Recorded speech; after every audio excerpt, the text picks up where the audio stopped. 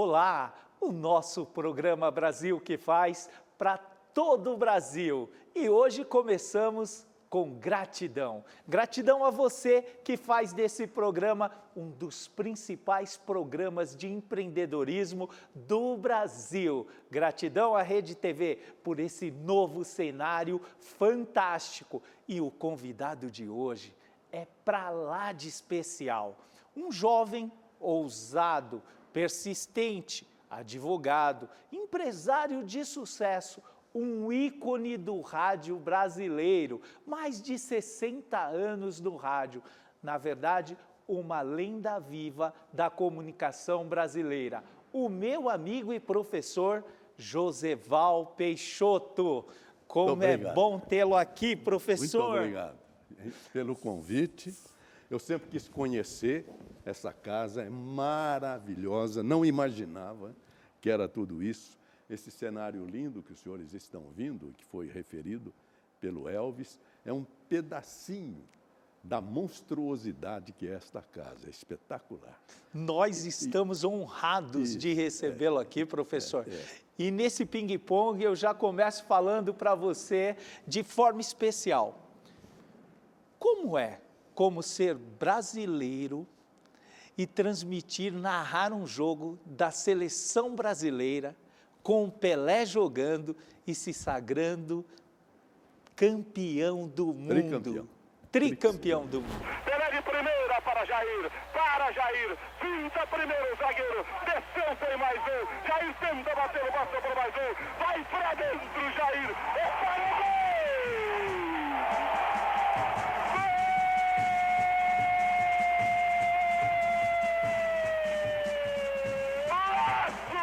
Mas não é só isso, que o tricampeonato está aí para a gente festejar. Quando o Brasil perdeu no Maracanã, eu tinha 12 anos. Perdemos do Uruguai. Eu ouvia Pedro Luiz, grande narrador, professor de todos nós, meu padrinho de casamento. E segui a vida toda acompanhando os grandes narradores brasileiros, o Fiore Giliotti, o Braga, o Haroldo Fernandes, o pessoal do Rio, Jorge Cury, Valdir Amaral, eram os meus ídolos. Aí chegou em 70, eu estou na Jovem Pan, a Copa era no México e só tinha uma linha para São Paulo. Naquele tempo era linha física, não existia que diferença, satélite, hein, professor? Não existia satélite. Se só havia uma, como é que fazia? Nós éramos 13 emissoras. São Paulo formou 3 lideranças, que eram o Pedro, o Fiore pela Bandeirantes e eu pela PAN. Falou, como é que nós vamos fazer? Os 3 irradiam na mesma linha. Então, como é que se fez? Um irradiava o primeiro tempo, o outro o segundo tempo, e um abria e fechava. Eu falei, mas e se for o Brasil para a final? Como é que fica? Falei, um irradia 30 minutos, outro 15, e os outros 30 finais, que era o filé. Os 30 minutos finais eram o filé, porque disputava-se o tricampeonato. Quem ganhasse ficava com a posse definitiva da Taça Jules Rimet.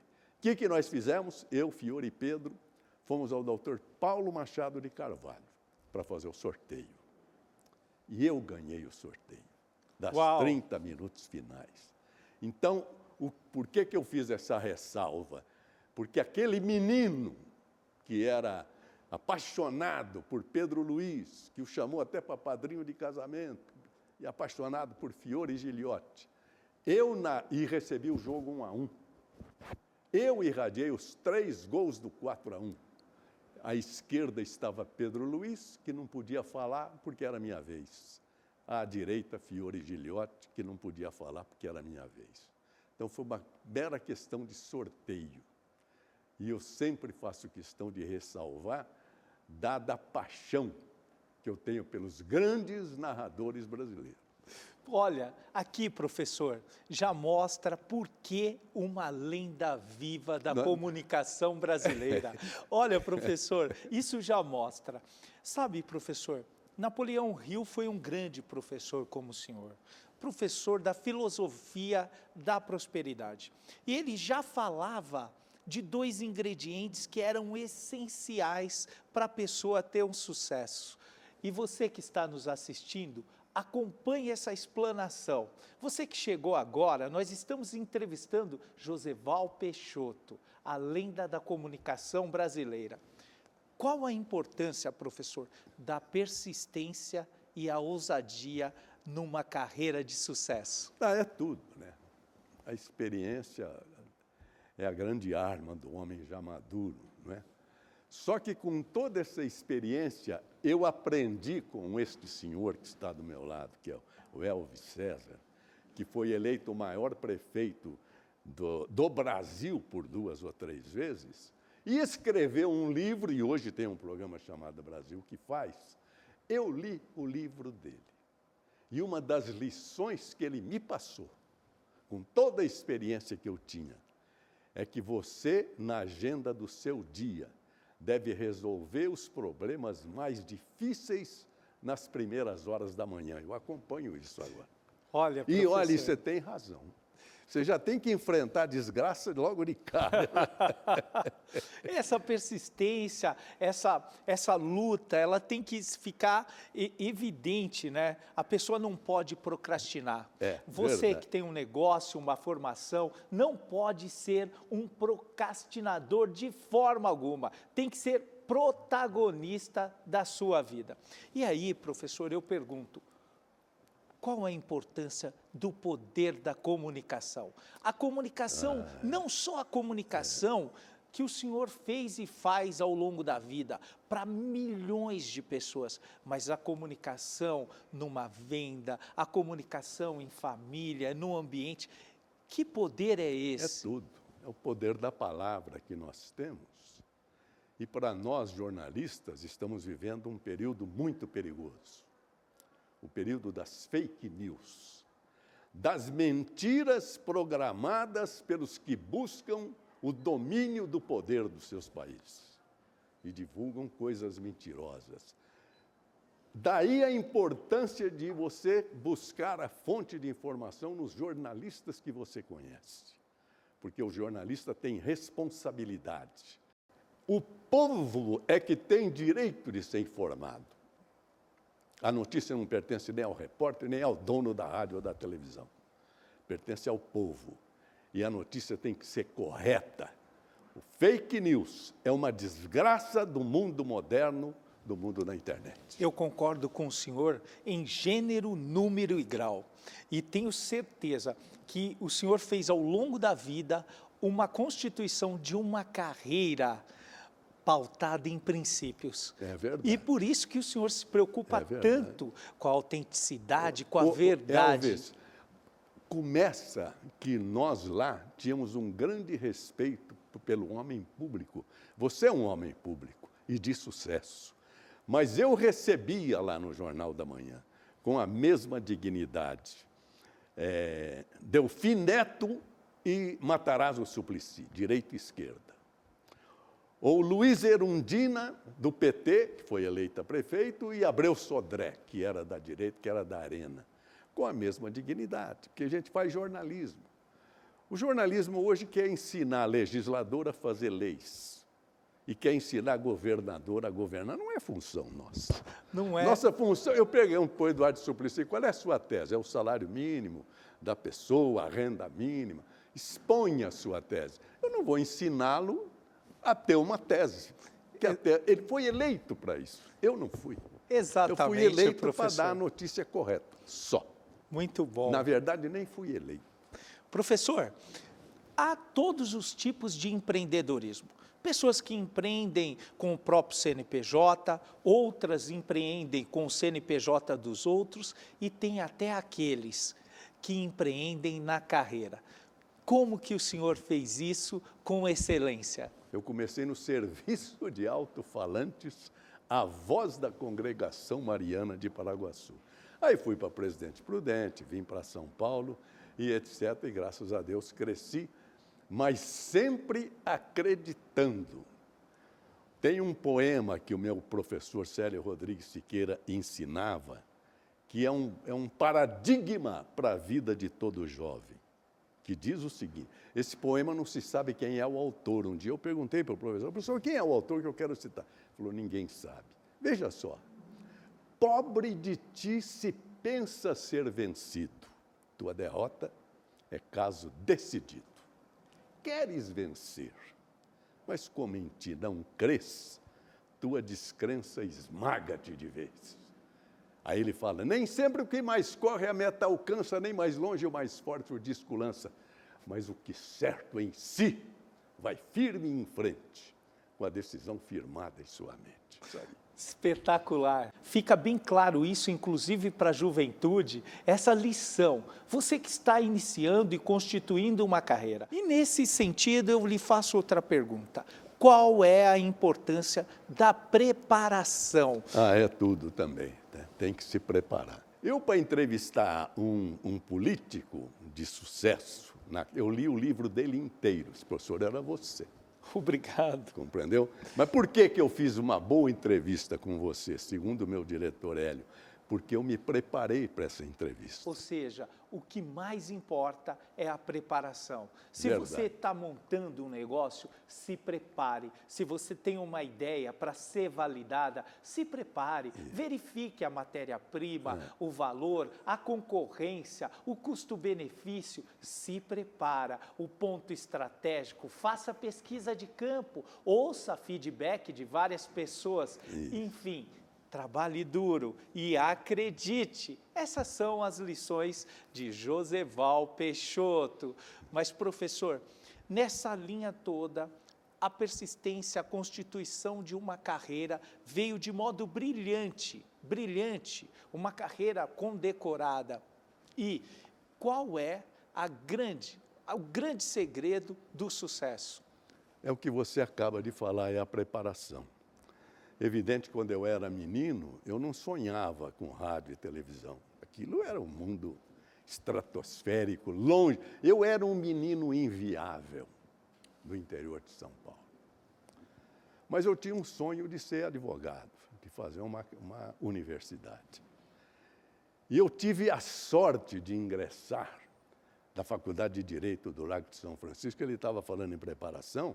Naquele tempo, para você entrar lá, tinha que saber latim. Eu tive que aprender latim, senão não entrava. Então, todas essas... E outra, na universidade, eu tive a visão das maiores cabeças do ápice da cultura brasileira. É Goffredo Silva Telles, é Miguel Reale, é Washington de Barros Monteiro, é Nicolau Nasi, e vai por aí afora. Eu convivi com esses homens durante 5 anos. Então, eu saí de lá preparado para enfrentar a vida. Tanto que, num determinado momento, o grande jornalista Fernando Vieira de Mello, eu narrava futebol.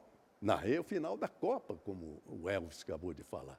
Mas ele queria que eu largasse de narrar para assumir os comentários do Jornal da Manhã. Ainda não tinha a figura do âncora, mas precisava de uma pessoa com alguma preparação. E eu já tinha essa preparação que vinha da Faculdade de Direito.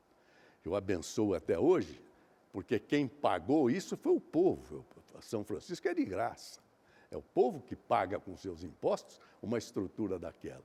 Então, eu vim preparado para o rádio e para participar disso tudo.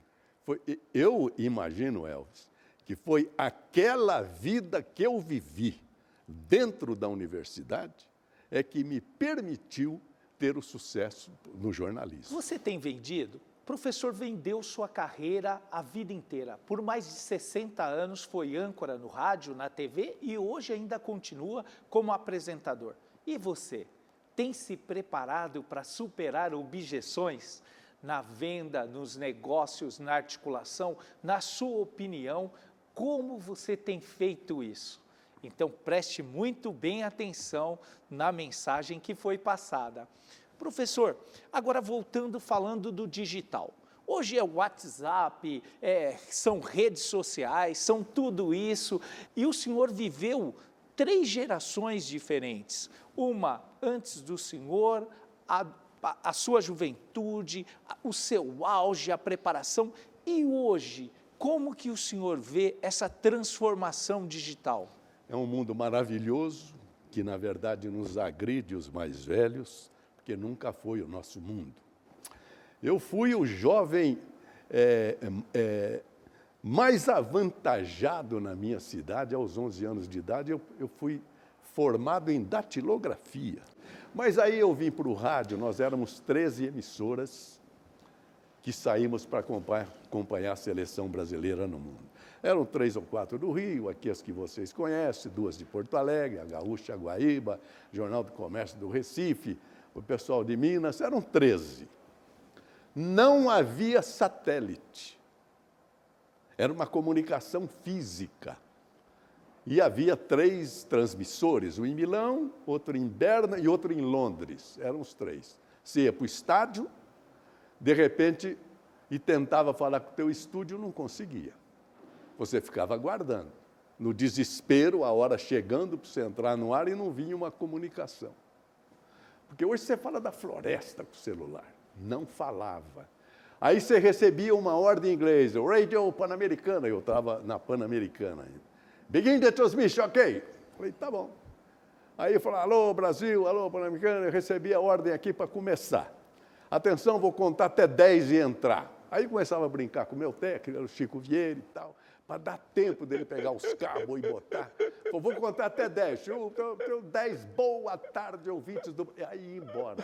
Ai, e aí os Deus. 13 iam para o restaurante à noite, lá na Europa, cada um com um telegrama, porque vinha um telegrama para saber se sua transmissão saiu ou não, porque você não sabia. E hoje, com a comunicação, você pega o celular e transmite do mundo, até da Lua. Do mundo, Os caras já um transmitem. sinal, um chip, a internet. Nossa Nós cobrimos, é outro por mundo. exemplo, Lisboa, a Web Connection, para o mundo inteiro, a Web Summit para o mundo inteiro, e foi um sucesso Mas era assim, extraordinário. Você não sabia, você ia para o ar sem saber se estava chegando. Professor, teve um tempo na carreira do senhor que o senhor já era um destaque, mas muito jovem, por volta de 23 anos de idade. O senhor tinha 23 anos e começou... Qual foi o ponto de virada de chave que o senhor já se começava a se aparecer no rádio e na TV como um grande comunicador? Como que foi essa virada de chave? Foi o acaso, porque às vezes eu tenho falado em palestras que o acaso é muito importante na vida. Você tem que estar lá, mas é o acaso, às vezes, que tive... Meu filho fala que há acasos que não são por acasos, entendeu? Eu estou na rádio, me liga o Edson Leite. Oi, tudo bem? Não sei o quê, eu sou o Edson Leite. Eu falei, eu sei, pô, tá pela voz, pô, que você está falando. Não, vou irradiar a final aqui. Ele estava com um problema de cabine no estádio. Não havia uma cabine para ele. Não, vamos resolver isso, pode deixar. Aí, deixa que eu vou, daqui a pouco eu te ligo de retorno. Eu falei, não, estou indo para a rádio. Onde é? Tal lugar, ele estava num hotel perto, foi lá. Eu já tinha falado com o presidente do Corinthians, que era o doutor... Sim. Esqueço o nome dele agora. E que a Bandeirantes estava com um problema, ele já separou uma cabine para o Edson. Falei, Edson, já está tudo resolvido e tal. Aí, Elvis, conversando, ele, para agradecer, falou, se você amanhã precisar, em São Paulo você me procure, estaria à disposição. Curiosamente, eu já tinha formado o meu colegial e estava vindo para São Paulo para tentar o direito. Para fazer a faculdade. Aí eu falei, Edson, eu estou indo para São Paulo, você está prometendo, eu vou lá te procurar, que eu estou indo lá para fazer direito, que é o meu sonho. Quando eu falei isso, chamou a atenção do Edson, porque naquela época, nenhum jornalista era formado em faculdade. Por quê? Porque não tinha. Você tinha Mackenzie, Católica e São Francisco, e uma em Bauru. E você tinha que sair da tua cidade. Todos os jovens saíam da sua cidade se quisessem frequentar uma faculdade. Quando eu falei isso, chamou a atenção dele. Ele falou, você tem uma gravação aí? Eu falei, tenho. Vamos ouvir, roda lá. Pegou aquela fitona, rodou lá. Ele falou, está contratado, pode ir. Eu quase caí de costa. Sensacional. Hein? Professor, um pouco eu quero que o senhor deixe aqui uma mensagem para a juventude brasileira. Você, jovem, está vivendo a maior civilização da história, que é o nosso país. Por que eu digo isso? Porque no mundo inteiro, você tem inglês na Inglaterra, alemão na Alemanha, japonês no Japão, chinês na China, Estados Unidos, americanos não aceita nem os mexicanos, fez um muro. Cada um está preso, recolhido dentro do seu próprio país. O que nós temos aqui? Nós somos netos e bisnetos de português, de alemão, de holandês, de italiano, de negro, de judeu, índios. de índios, de todas as raças do mundo. O que quer dizer isso? Que aqui está se formando simplesmente a maior civilização da história. Porque síntese de todas as culturas do mundo. Então seja feliz por ser brasileiro. E daí a grandeza deste programa, para falar disso. O Brasil que faz isso aqui. Professor, que mágico, sensacional. Hoje, ao longo, essa carreira vitoriosa, fantástica, um legado para a comunicação brasileira. O que te inspira? Tudo na vida, tudo na vida. Eu sou apaixonado por tudo que eu tenho. Quando era moleque, gostava do meu estilingue, da minha bolinha, do meu papagaio. Hoje eu gosto das coisas mais simples que eu tenho. Evidente que eu sonho ter um grande carro, mas não me preocupa isso. Se eu tenho um Fusca como tive, um DKV como tive, um Opala como tive, eu era apaixonado por eles todos. Sonhando, talvez, ter um grande carro, mas sem desprezar o humilde carro que estava nas minhas mãos. É gostar do que tem e gostar do que faz. E deixa o resto para o homem lá em cima. Uau! Sensacional. Agora vamos fazer um jogo rápido. Fala para mim, um time de futebol. Botafogo do Rio. Uau! Opa, Mané Garrincha. Botafogo do Rio. Era o maior time da época. Era o Mané Garrincha, era o Nilton Santos, era o Didi, era o Zagallo. Um livro. Livro Guimarães Rosa. Eu já li muito, mas li muito, li tudo que posso imaginar. Um dos maiores escritores do mundo se chama Guimarães Rosa. Leia qualquer livro dele. É fascinante.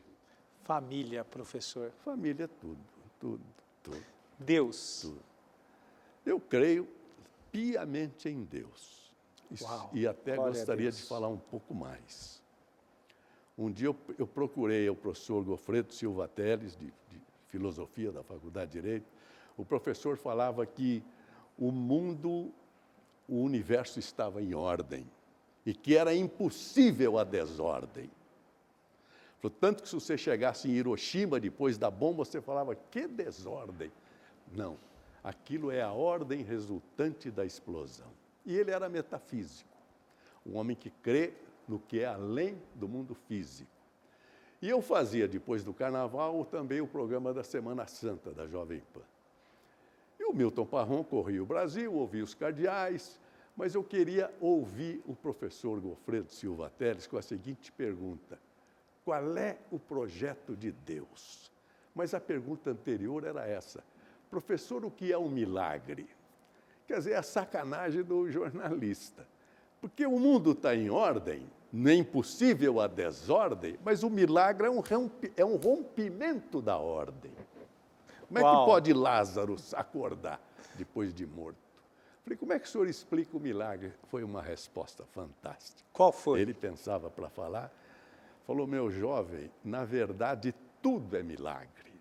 É que a gente se habitua e não percebe. Mas você pega uma sementinha desse tamaninho, você põe na terra e aquilo explode numa peroba, num cedro, num baobá. Uau! Como pode? Só que você não percebeu que é um milagre. Professor. Então, só lembre a frase final dele.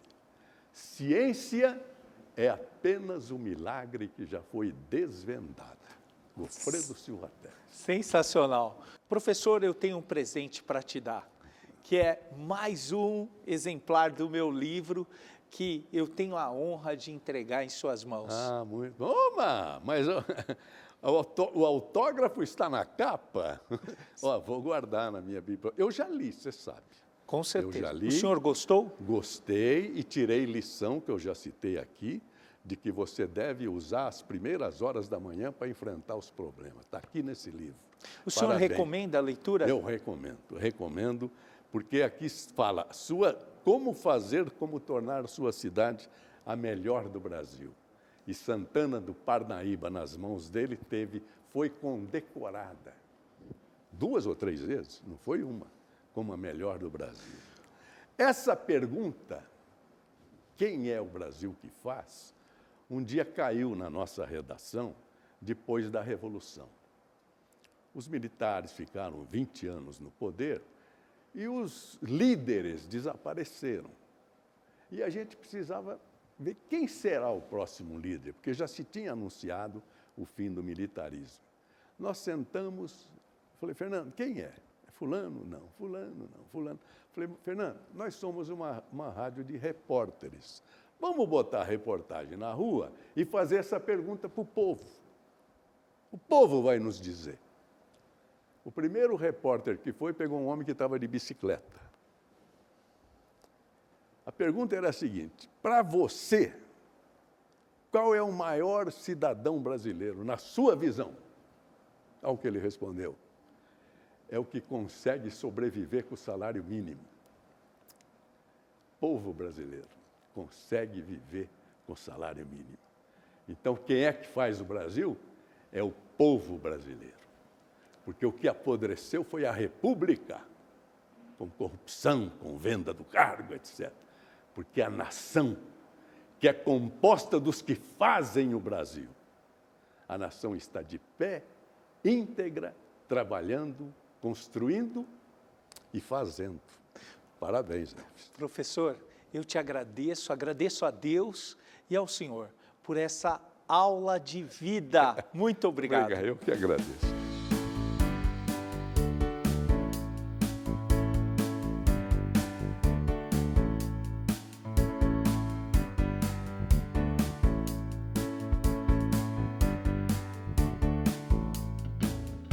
Muito obrigado pelo convite e não convide de novo que eu aceito, tá bom? Já está convidado. Esse programa foi feito para que você nunca desista dos seus sonhos. Vamos para cima, galera! E agora, nossa mega live no Instagram. Se inscreva, são mais de 60 entrevistas no nosso YouTube. O nosso podcast é um sucesso e a audiência desse programa é fabulosa. Muito obrigado, Deus abençoe e até o nosso próximo programa. Valeu!